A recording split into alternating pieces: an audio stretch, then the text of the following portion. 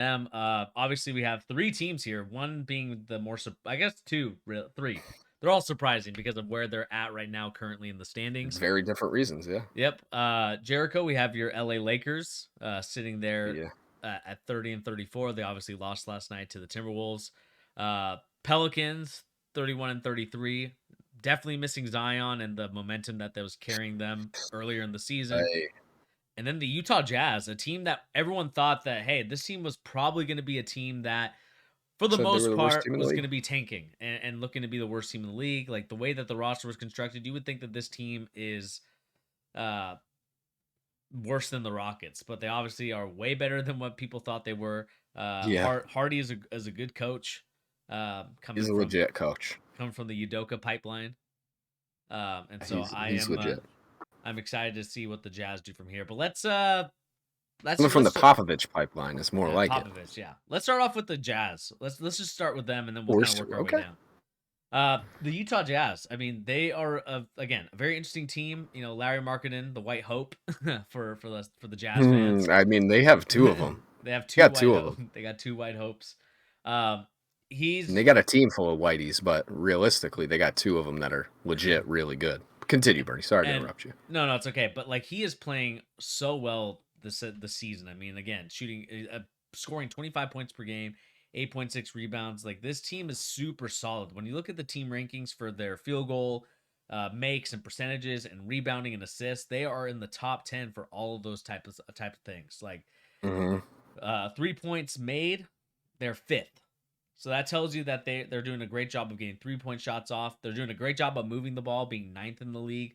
Like this team is definitely one of those teams, and they're seventh in scoring. So to me, what it tells you is that they're efficient with their shooting, especially outside, which is the way the NBA is right now.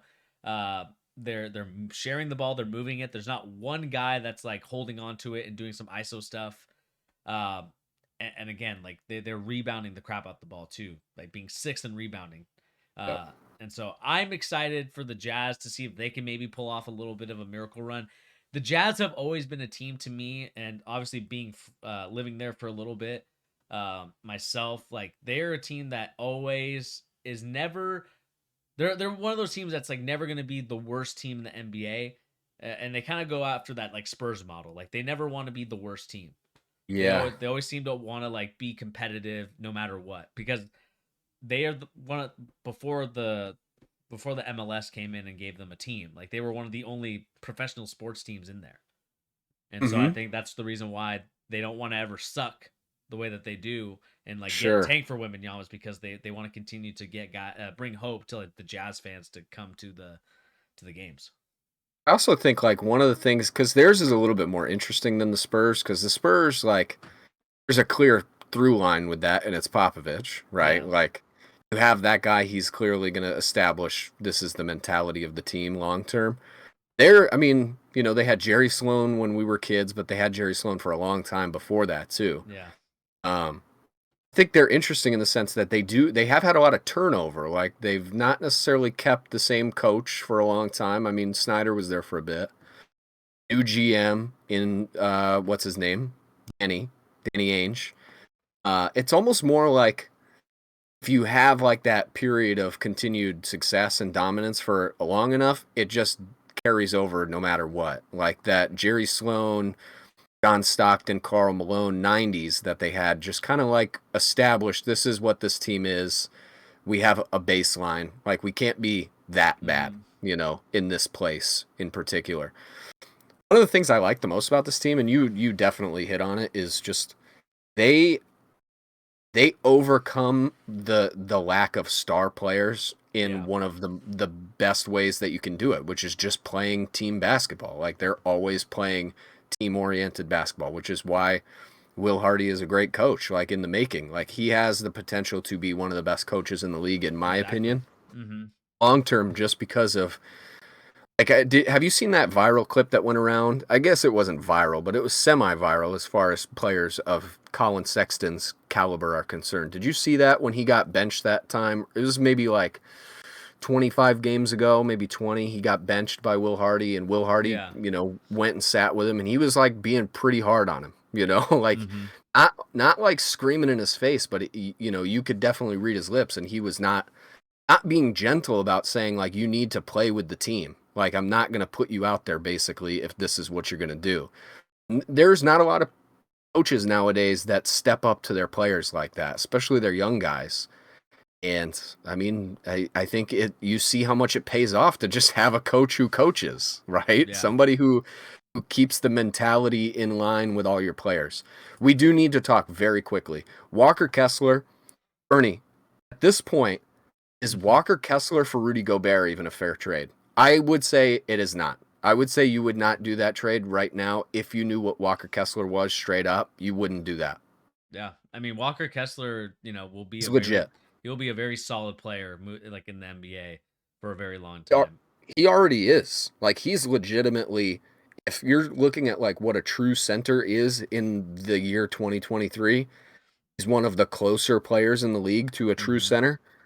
I mean, he's one of the better guys that play that role in the league already at the point he's at now. You know, Yeah. he gets a couple blocks per game. He gets offensive rebounds like a lunatic. That dude is very, very talented. I would be pretty happy to have a guy like that to build around. Just as a you're never gonna have to pay him superstar money probably. Yeah. He could be there for the rest of his career and you'd be extremely happy to have him.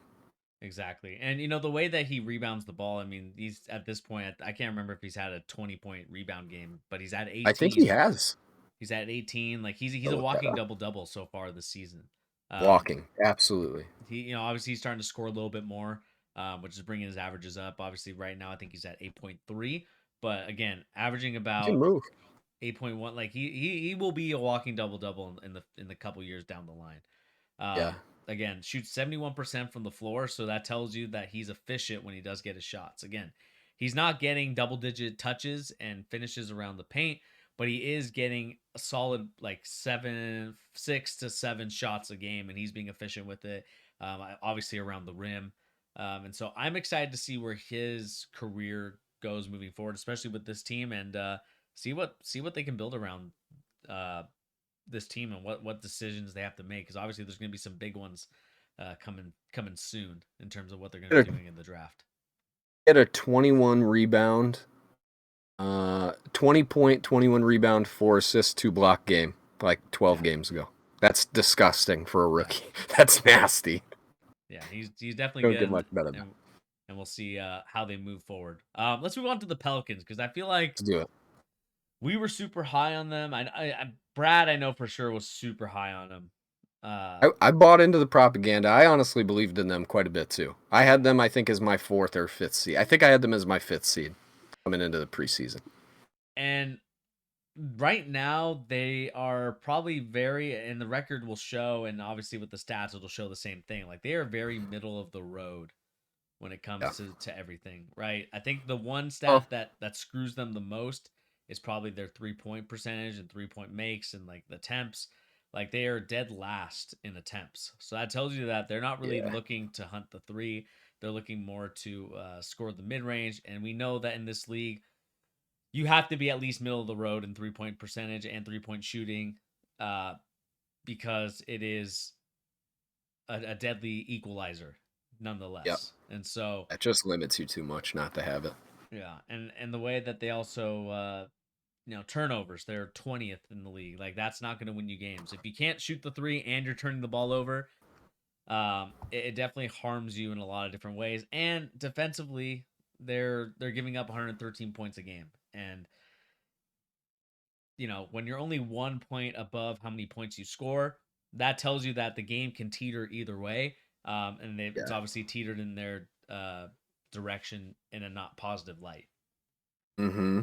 They're kind of like they're like the Bulls from last season, right? Where it's like a first half of the season, really impress a bunch of people, borderline championship contending team, and then the injuries start to pile up and the close games start going the wrong way, and all of a sudden you're borderline not a playoff team. Like that's basically exactly what happened to Chicago last year.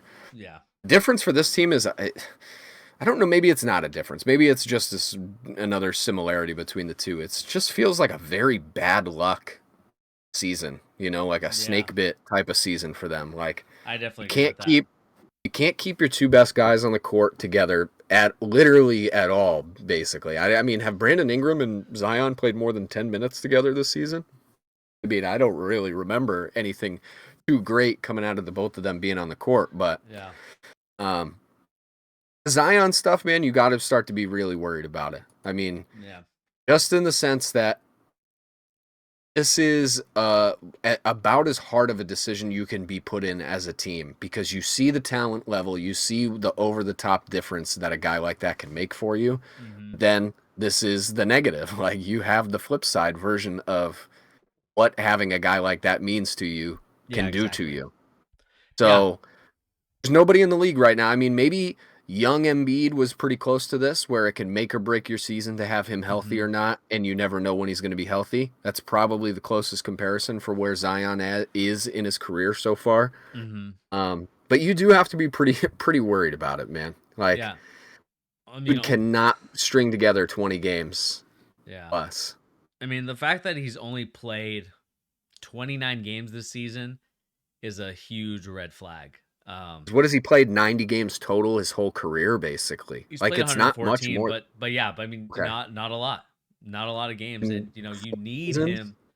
You need him to play, man. Like he can't. Your team will never be good, and this That's Pelicans not. team will never make a huge run if he's never healthy and in there, right? Because like Can't do it. last year, like they were making huge runs and big strides, but I felt like they were kind of missing that star player that they could ride. So guys like Jose Alvarado didn't have to always make the big play. I love Alvarado, and I think he's a great addition to this Pelicans team. But Yeah, you're but he's a definitely 6th or 7th man. yeah, and you're gonna need him especially, but you can't rely on him to make all the plays all the time. Like you need to have your superstar players out there. Like this is a superstar driven league, and if you don't have both of those guys, and again, Brandon Ingram's more of a star player, but if you don't have those two guys out there on the court, it's gonna be tough for teams like the Pelicans, who again, CJ McCollum playing tremendously. It's kind of like that older veteran player, um, but it's Just hard so for bad for the first half of the season. it's gonna DJ. yeah. I mean, but it's gonna be hard for him to make a huge impact if Yeah, he can't carry you. if you have two guys that are out. Like he's a great player, but he's no Ingram that can score the rock like he can consistently. And he's definitely no Zion who can just like score anywhere around the rim or even like shooting 3-point shots. And so Mm-hmm. they're gonna need to figure that out relatively quickly. What they're gonna be doing, um, just in terms of like Really, Zion, like it's starting really to are. I would argue Ingram too. I yeah. mean, I don't know about you, Bernie. I think Ingram has shown definitely flashes of being the guy we have seen in the past this season, but Mm-hmm. dude, I'd start to get worried. I mean, he's in that category of players where you have to question, is his value in a trade greater than he presents to you as a player on your team? I honestly think that's a fair question to ask. And I really like Brandon Ingram, but how long can we say this guy's not worth trading for Kevin Durant, players like that? Like, to me, that's craziness now. Like, you can't even think that that's on the table anymore. Yeah. And I'm sorry. Like, I think Brandon Ingram is a very talented kid who's only going to keep getting better, but got to stay on the court. CJ McCollum cannot be your top scorer if you're the guy on the team. Like, you can't average less than CJ does. I mean, Yeah. he should be your third or fourth guy. So, especially with Zion out, you'd expect Brandon Ingram to really take a step up, and I know he's coming back from that injury, but yeah, I don't know. I'd be concerned about both of the stars on that team long term if I'm them. And really, of all these teams, and like we said, their snake bit, this is a huge disappointment of a season considering what people were talking about you as at the beginning of this season or even in the middle of the season. So, Exactly. huge drop off. Let's Huge get to drop. the Lakers. Yeah. We've talked about these guys so much, man. Let's Yeah. talk about them, but let's get out of here. Yeah. Okay. Let you lead off with the Lakers. So right now the Lakers are currently in 11th place and currently a half game or maybe one game behind in the race for the play-in. And I think the biggest thing for them, obviously the huge news, LeBron James out for 3 to 4 weeks due to the fact that he had a right ankle injury, and so it's now on Anthony. Yeah. He's now on Anthony. It's now on Anthony Davis and the rest of the crew to get it done. I love the additions that they got with Vanderbilt. and Beasley. I thought that those were two huge pickups, and I know that they obviously made a huge impact these last couple games, especially with LeBron James. But now it just seems like it is going to be a tough hill to climb.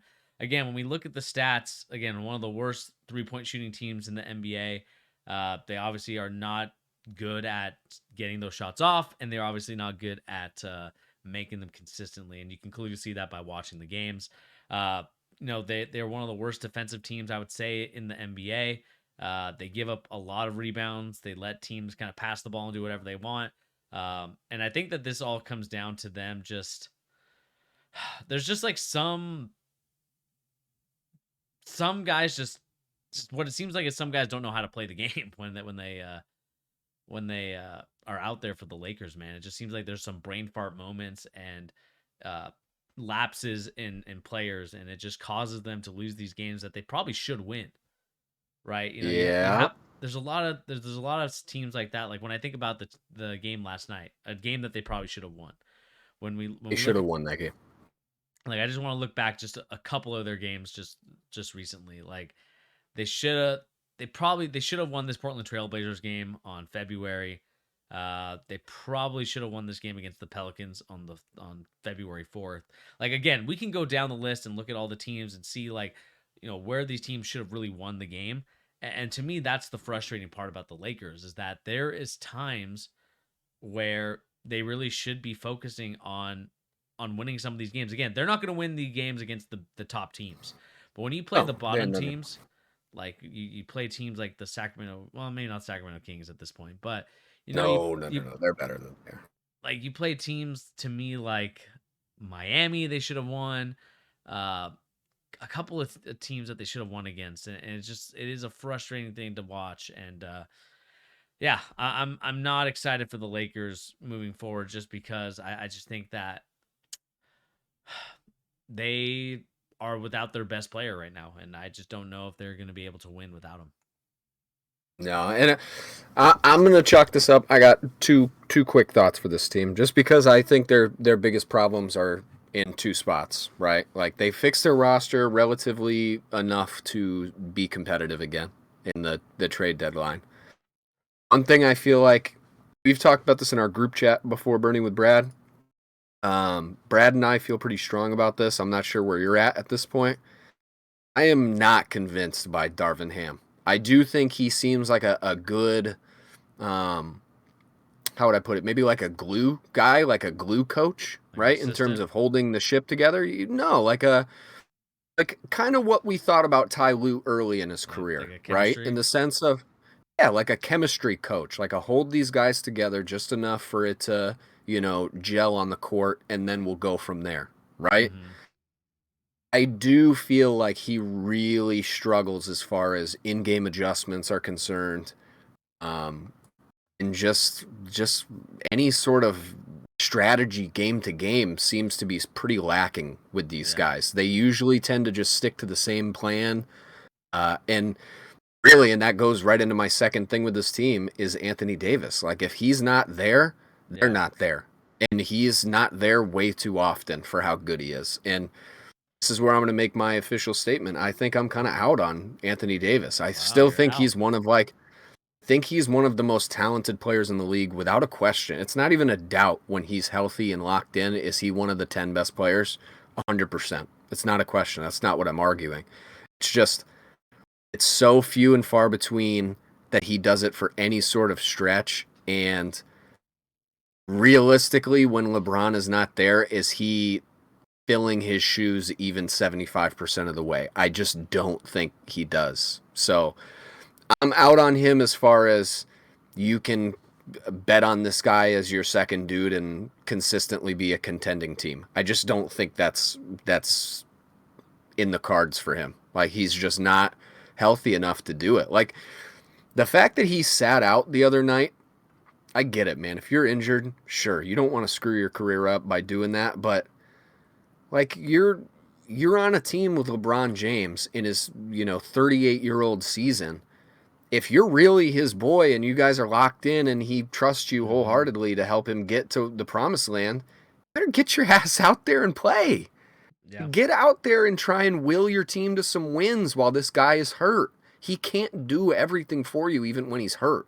So that's why I got to get off the train, man. Like, to me, I think I'm going to even give an example that I don't even really like, but I still think it's fair to compare it. Like, look at what the Nets did when Kevin Durant got hurt, right?